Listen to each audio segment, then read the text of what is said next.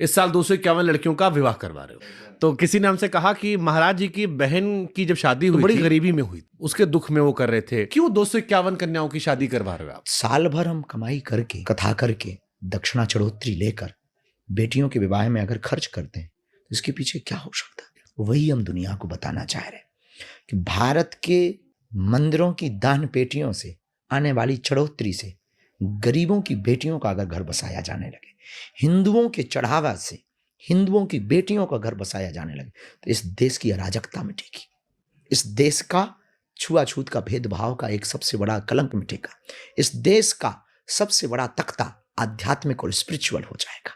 इस देश के प्रत्येक वर्ग का व्यक्ति भगवान पर और दृढ़ता के साथ भरोसा करेगा। मंदिरों का चढ़ावा जो चढ़ा रहे उनको ही तो दे रहे। हम इस देश में एक नई लकीर खींचना चाह रहे हैं। हम इस देश में नया मैसेज देना चाहते हैं कि मंदिरों की पेटियों की चढ़ोतरी से बेटियों का घर बसाया जा सकता।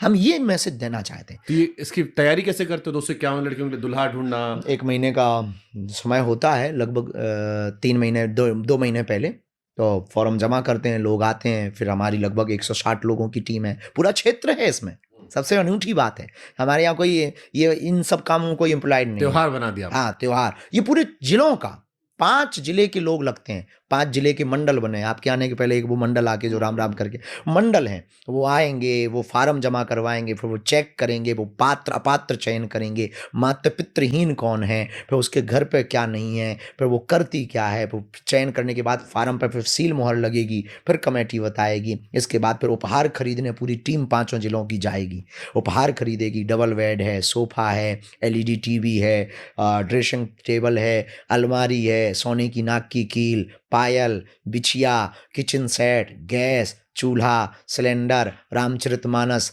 बाल मुकुंद, बर की शेरवानी, बेटियों के साथ जो है साड़ियों का सेट, बेटियों की लहंगा चुनरी, एक मिक्सी मशीन, एक सिलाई मशीन, और इस पिछली साल एक मोटरसाइकिल दी थी, इस बार एक आटा चक्की दे रहे हैं। अब देखो ये है तो बहुत सुंदर सुनने में, लेकिन विरोधी इसमें भी कह सकते हैं कि बाबा जी दहेज दे रहे हैं, उपहार दे रहे हैं। दीनहीन निराश्रित व्यक्ति को कुछ भी सहायता देना दहेज नहीं है, उपहार है। दहेज तब है कि जब बच्चा बेटा खरीदा जाए, तब बेटा और बेटी जो चयन करते हैं वो ऐसी परिस्थितियों के होते हैं कि उनकी ठीक ठाक परिस्थिति नहीं, उनके घर पर जो जाएगा वो उपहार जाएगा, वो जिंदगी भर जय जयकार करेंगे।